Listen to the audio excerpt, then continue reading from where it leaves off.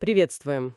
Сегодня у нас погружение в историю кыргызского народа. Будем опираться на исследования Табылды-Акерова. Да, работа довольно интересная. Источники тут самые разные: и Геродот, и мусульманские авторы средних веков, ну и, конечно, эпос Манас. Мгм. Попробуем разобраться в его видении этого долгого пути кыргызов между Енисеем и Тянь-Шанем.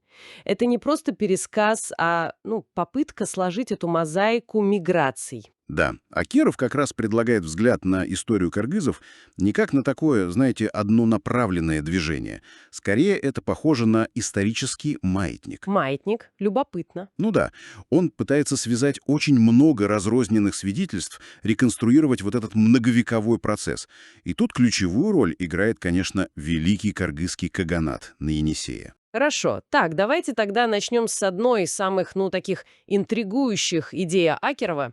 Это связь кыргызов с названием Каркыра. Журавль, да? Как он это объясняет? Да, журавль. Он предполагает, что Каркара — это могло быть имя, ну, скажем так, древнего правящего рода. Может, у гипербореев каких-нибудь легендарных, или у вполне реальных кынгюйцев. Кангюрицев. Это те, что в Таласской долине? Именно. Мощное государство было на Сардарье, в Таласе еще до нашей эры.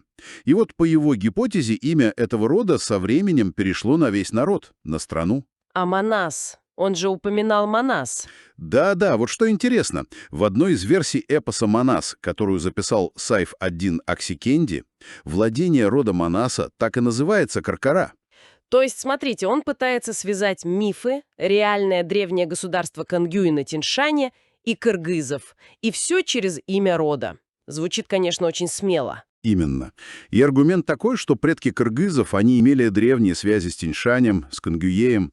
Он даже приводит данные о переселении части хунну и кыргызов, енисейских кыргызов, в Таласскую долину. Когда это? Еще в первом веке до нашей эры, якобы по приглашению правителя Кангюя. Ну и сам эпос Манас ведь, по сути, о чем? О возвращении кыргызов с Манасом на Тиньшань, в Талас, на древние земли. Понятно. Но основная консолидация, как я понимаю, по Акерову, она все-таки позже и севернее произошла. На Енисее. Да, следующий важный этап вот в его реконструкции — это 4-5 века уже нашей эры. Кыргызы Каркира, как он их называет, укрепляются на Енисее. И там в 6-8 веках они создают кыргызский каганат. Сильное государство. Да, вполне себе сильное кочевое государство, расцвет при Барсбеке был. И вот потом, с 8 века, как считает Акеров, начинается обратный процесс. Постепенное возвращение части племен на Тиньшань. А кульминация этого возвращения — это IX век, время кыргызского великодержавия. Совершенно верно. 840 год — это прямо поворотный момент. Енисейские кыргызы, они же разгромили уйгурский каганат, который тогда доминировал, Да, помню. и создали свою огромную империю. Представьте, от Амура и до Таласа. Акеров ее называет Кархарахан, опять вот эта связь с правящим родом. И как раз в этот период великодержавия, по его мнению, и идет самое массовое переселение енисейских кыргызов на Тяньшань. Получается парадокс. Создали империю на севере, а это подтолкнуло миграцию на юг, на старые места. Ну, вроде того. И они там не просто осели, а стали частью чего-то нового, какой-то политической силы. По Акерову, да. Пришедшие кыргызы, они там объединяются с местными племенами. С чигелями, например. Акеров их, кстати, отождествляет с древними Пугу и даже с современным кыргызским родом Бугу. Интересно. Ну вот. И вместе с другими тюрками Алтая они, по его версии, играют ключевую роль в создании следующего мощного государства Караханитского каганата. Но это еще не конец миграции. Нет, волны шли и дальше. Особенно важен монгольский период, это 13-14 века. Там же сложная обстановка была в Золотой Орде, борьба Хайдухана с Хубилаем. Да, междоусобица. Вот-вот. И все это, по мнению Акерова, как бы выталкивало новые группы енисейских кыргызов опять на Тиньшань. Эти волны помогли дальнейшей консолидации кыргызов уже там, на Тиньшанской земле. Возрождались их улусы, владения племенные. И к какому-то моменту это уже оформленное государство. Да, к концу 15 века мы уже видим вполне такое кыргызское ханство во главе с Мухаммедом Кыргызом.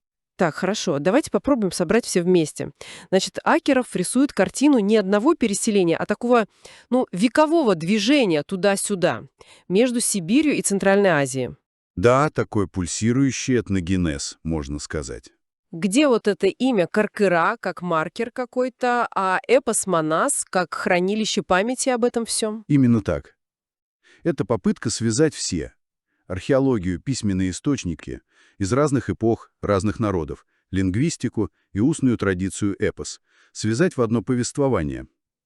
Ну, сложное, конечно. Да уж. Сам Акеров признает, что это его интерпретация. Она, конечно, вызывает споры в науке, но это точно заставляет посмотреть на этногенез, на миграции, как на что-то гораздо более динамичное, нелинейное, чем мы, может, привыкли думать. Да, сегодняшний наш разбор гипотезы Акерова действительно показывает, какими запутанными, многослойными могут быть исторические пути народов, как они связывают далекие регионы и эпохи. И остается такой, знаете, интересный вопрос для размышления. Насколько глубоко эпосы, вот как Манас, могут отражать реальную историю? Могут ли они быть не просто нашим культурным сокровищем, но и своего рода ключом к пониманию миграции политики далекого прошлого? Действительно. Это та область, где историки, фольклористы, наверное, еще долго будут искать ответы.